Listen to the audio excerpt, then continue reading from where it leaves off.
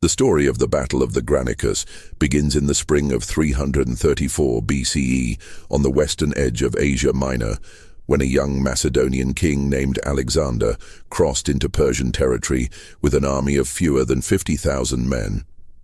Barely 22 years old, Alexander had inherited the throne of Macedonia 2 years earlier upon the assassination of his father, King Philip II, a man who had transformed the Macedonian kingdom from a peripheral and often unstable monarchy into the dominant power in Greece. Philip had laid the foundations for a campaign against the Persian Empire, a long-cherished goal among the Greeks, who still remembered the invasions of Darius I and Xerxes more than a century earlier. For the Greeks, Persia represented both a constant threat and a tempting prize, a vast empire that stretched from the Aegean to the Indus, wealthy in resources and weakened by internal rivalries. Philip's assassination in 336 BCE threatened to derail this grand project, but his son was determined to carry it forward. Alexander's decision to invade the Persian Empire was not only an act of continuation, but also a calculated assertion of legitimacy. His succession to the throne had not been uncontested, and his youth invited skepticism. To secure his reign, he needed to demonstrate military brilliance and fulfill the ambition that his father had set in motion. Crossing into Asia was both a gamble and an opportunity. If successful, it would establish his reputation beyond dispute. If he failed, it could bring about the collapse of Macedonian dominance in Greece. The stakes could not have been higher. The force that Alexander led across the Hellespont consisted of approximately 32,000 infantry and around 5,000 cavalry, a compact but versatile army. At its core were the Macedonian phalanx, soldiers armed with the sarissa, a pike far longer than those carried by traditional hoplites. Supporting them were allied Greek contingents, mercenaries, and the elite companion cavalry, a unit that Alexander himself would lead in battle. The Persians, by contrast, had at their disposal the resources of a vast empire. Though King Darius III was occupied in the empire's heartlands, he entrusted the defense of Asia Minor to his satraps, the provincial governors who controlled considerable local forces. These satraps, understanding the danger of allowing Alexander to advance unchecked, gathered their armies near the river Granicus, a modest but fast-flowing stream in northwestern Asia Minor. The Persian commanders resolved to block Alexander's progress at this river, believing that the Macedonians would be vulnerable as they attempted to cross. Their army, perhaps numbering around 35,000, consisted largely of cavalry, the traditional strength of Persian warfare, supported by Greek mercenary infantry. These mercenaries were veterans of the long Peloponnesian and subsequent Greek wars, men hardened in battle and equipped with the heavy armor and long spears of the hoplite tradition. The Persians intended to use their cavalry to strike Alexander's forces as they attempted the difficult task of crossing the river, while their infantry held the line on the opposite bank. When Alexander approached the Granicus in May of 334 BCE, he faced a critical decision. Some of his senior officers urged caution, arguing that it would be unwise to attack across a river defended by cavalry and infantry. They advised waiting until the following morning, when the army could cross at a more favorable point and fight on open ground. Alexander, however, rejected this advice. He was determined to seize the initiative, to strike quickly, and to demonstrate both to his men and to his enemies that hesitation had no place in his campaign. Delay, in his view, would embolden the Persians and cast doubt on his resolve. He chose instead to attack immediately, despite the risks. The river Granicus itself was not an imposing obstacle in terms of size, but its steep banks and rapid current made crossing under enemy fire extremely dangerous. On the opposite side, Persian cavalry lined the riverbank, their armor glinting in the sunlight, their horses restless as they awaited the Macedonian advance. Behind them stood the Greek mercenary infantry, silent and disciplined, prepared to resist any breakthrough. Alexander arranged his army with precision. On his left wing, Parmenion, his trusted general, commanded the Thessalian cavalry, supported by light infantry. In the center stood the phalanx, the backbone of the Macedonian army. On the right, Alexander himself took command of the companion cavalry, flanked by supporting units. The battle began when Alexander ordered an advance across the river. His cavalry plunged into the water, the current tugging at the horses as they struggled up the far bank under a hail of missiles. The Persians launched their counterattack, driving their horses into the water to meet the Macedonians head-on. The clash was ferocious.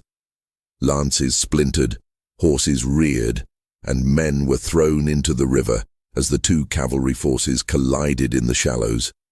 For a time, the Macedonians seemed at a disadvantage, unable to form a solid line while crossing and exposed to the superior numbers of Persian horsemen.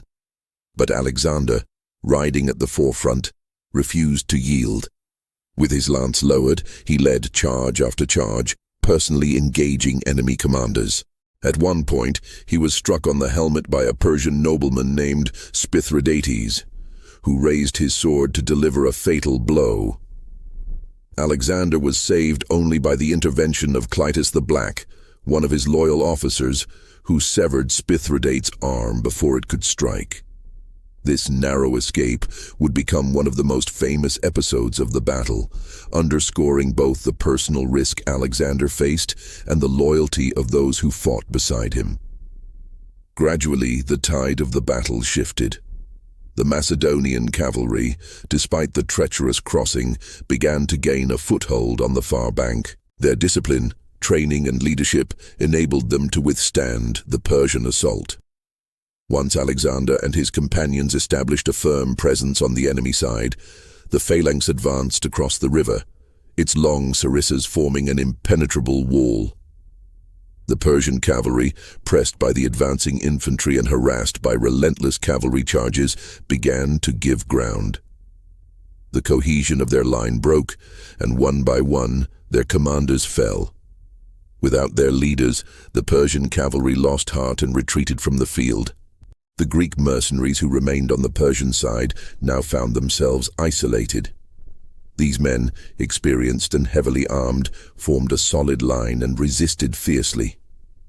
But the Macedonian phalanx pressed them hard from the front, while Alexander's cavalry wheeled around to attack from the flanks. Surrounded and without support, the mercenaries were slaughtered in large numbers. Some accounts suggest that as many as 2,000 were captured alive and later sent to Macedonia in chains. A grim warning to other Greeks who might consider fighting for Persia. The battle ended in a decisive Macedonian victory. Persian casualties were heavy, particularly among the nobility and commanders, while Macedonian losses were relatively light.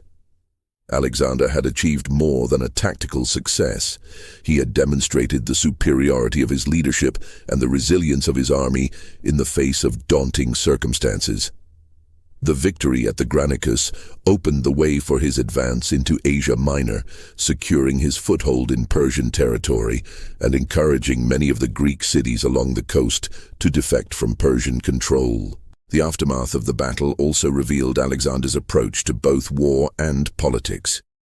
He ordered the burial of his own dead with full honors, emphasizing the value he placed on the lives of his soldiers. At the same time, he sent the captured Greek mercenaries in chains to forced labor in Macedonia, declaring that any Greek who fought for Persia was a traitor to the cause of Greek freedom. This harsh measure underscored his desire to present the war not merely as a Macedonian conquest, but as a collective campaign of the Greeks against their historic enemy.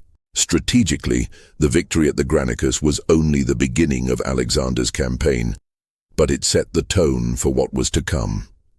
It proved that he was willing to take risks, to lead from the front, and to defy conventional wisdom.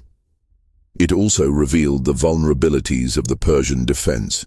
Despite their vast resources, they were hampered by divided command and by reliance on mercenaries whose loyalty was transactional rather than patriotic. Alexander's army, by contrast, was united by loyalty to its young king and by a shared sense of destiny. In the months following the battle, Alexander moved swiftly to consolidate his gains. He captured Sardis, one of the most important cities in Asia Minor, and accepted the submission of others without resistance. Along the Ionian coast, he liberated Greek cities from Persian garrisons, sometimes encountering resistance, sometimes being welcomed as a liberator. His policy was often pragmatic. He allowed cities to retain their institutions, but installed garrisons to secure loyalty. His reputation as both a conqueror and a liberator spread, further undermining Persian authority. The victory at the Granicus, therefore, was more than a battlefield success. It was a political and psychological triumph. It announced to the world that Alexander was no longer merely the son of Philip or the king of a small kingdom in northern Greece, but a formidable commander whose ambition reached far beyond the Hellespont. For the Persians, it was a sobering warning that the young Macedonian king was a force to be reckoned with, one who would not be easily stopped. In retrospect, the battle also illustrates the interplay of risk and opportunity that characterized Alexander's career. His decision to attack across the river, despite the advice of his generals, might easily have led to disaster. Had he been killed, or had his cavalry been repulsed, the invasion could have collapsed at its outset. Instead, his boldness carried the day, and the victory emboldened both him and his army for the greater challenges that lay ahead. The Battle of the Granicus is often remembered as the first great test of Alexander's leadership, a test he passed with daring and determination. It marked the beginning of a campaign that would carry him through Asia Minor, into the heart of the Persian Empire, and eventually to the banks of the Indus River. But at the time, it was also a victory that secured his throne, silenced his critics, and opened the door to a conquest that would reshape the ancient world.